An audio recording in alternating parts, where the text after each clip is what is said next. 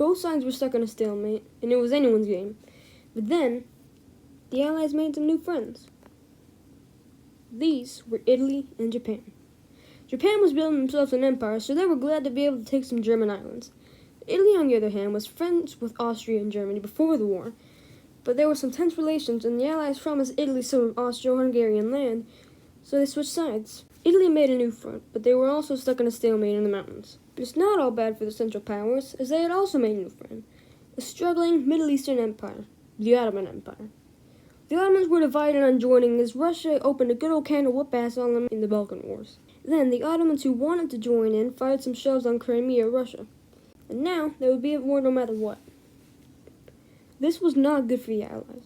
Not just because the Central Powers have a new ally, but also because of the oil in the Mideast, and Britain wanted that oil. The Ottomans also opened up a new front in the Caucasus, but it was a bit too cold for them, and Russia opened up another can of whoop-ass. The Ottomans went all the way down to the Suez Canal to test their luck with the British, and they got destroyed there as well.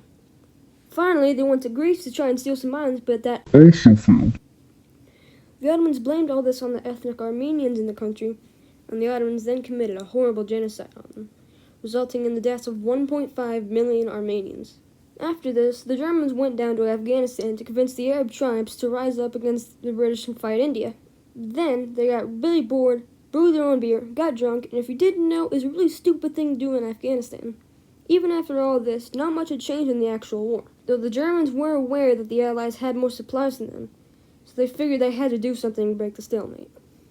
So they decided on committing war crimes, dropping bombs over British cities, using chemical gases in the trenches, and even destroyed civilian ships with all their big sexy submarines. One ship had 159 Americans on board, which made the Americans dislike the Germans even more. Though to be fair, the Allies used chemicals soon after, and had been hiding submarines under German civilian ships. Meanwhile, Austria-Hungary was still dealing with Serbia, so the Central Powers cried for help. Bulgaria wanted to be bigger, and it was still grumpy about the Second Balkan War, and the Central Powers promised Bulgaria everything they ever wanted. So they joined in, and they all knocked out Serbia together. Serbian troops escaped to Albania, and Albania was sort of homies with Austria-Hungary, so that kind of waltzed in what they called a friendly invasion. Meanwhile, as if the Central Powers weren't dealing with enough already, Germany kind of said, "Another one." Portugal had been getting close to Britain and the rest of the Allies, and Germany was like, "I don't like it. I don't like it one bit." It was also around this time that the only sea battle of the whole war happened, the Battle of Jutland. This was a bunch of expensive big boats called dreadnoughts fighting, but they were so expensive they only tried to fight with them that one time. Britain started conscripting a ton of soldiers around this time too, so they had many reserves. The Western Front was getting big and bloody, as a horrible battle had started. As the Germans invaded Verdun, the French defended ferociously, and needed something to draw the attention away, so they asked Britain to just do something. So they started another big brutal battle, the Battle of the Somme. 60,000 British soldiers died on the very first day of that battle. It was also here that a very iconic piece of British sci-fi weaponry was first started, the tank. The Russians continued to get pushed back on the Eastern Front, so they made a large offensive, but that made them run out of supplies. Russia's was doing okay now, so Romania decided to join in too. That was a pretty bad idea because they pushed back again immediately after. The Greeks were divided on joining the war. The king liked the Central Powers, but the Prime Minister liked the Allies. And after a national schism and the country splitting into two, the Prime Minister won and Greece was reunited and had joined the Allies. It had also began a new front. Back in the Middle East, Russia had began pushing back the Ottomans. The British also landed soldiers in Mesopotamia to protect Persian oil.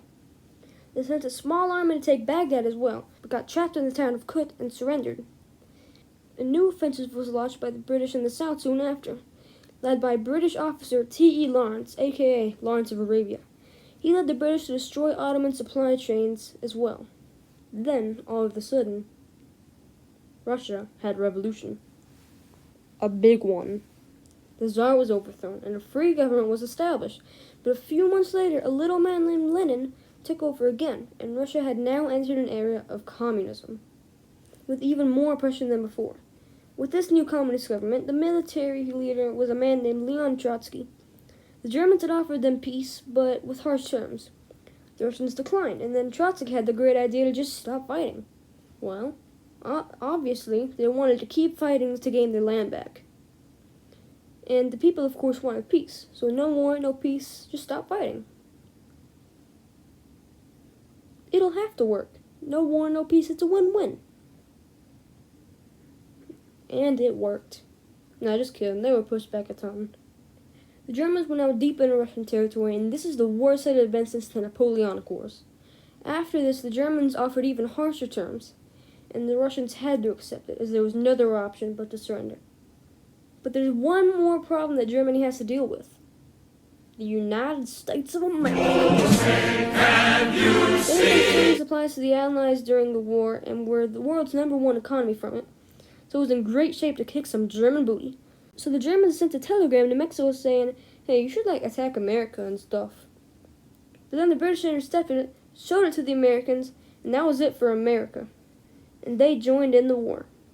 Troops began to get shipped out to Europe from America. The Germans knew it was now or never to make the UK and France surrender, so they made one final attack. They punched hard in the Somme, in Belgium, and continued in the north. 1 punch, 2 punch, 3 punch, 4 punch, 5 punch. Oh, the Germans were out of resources. By the 5 punch, the Allies had gotten so good at repelling German attacks that they were able to push back. And now, with even more and more Americans arriving, they had launched one final counterattack. The Central Powers had been pushed back on all fronts. Bulgaria collapsed first, then the Ottomans, then Austria-Hungary, and finally, after 4 years of fighting, on November 11th, 1918, Germany surrendered. At the peace treaty, Germany had to keep their military down to 100,000 men, give up some land to the Allies, accept war guilt, throw the Allies some money, couldn't have an air force, and a new government was established. For Austria-Hungary, they were split into multiple different countries, and same went for the Ottomans. After 4 whole years of brutal combat, 17 million dead, and 20 million wounded, and after all of the German losses in this war, it made them angrier than ever. Especially one very specific extremist who would lead Germany to do what nobody ever thought could have happened, who would conquer the very nations who crippled Germany, a man who didn't even look like he was 18 yet, a man who would start another big war, the Second World War.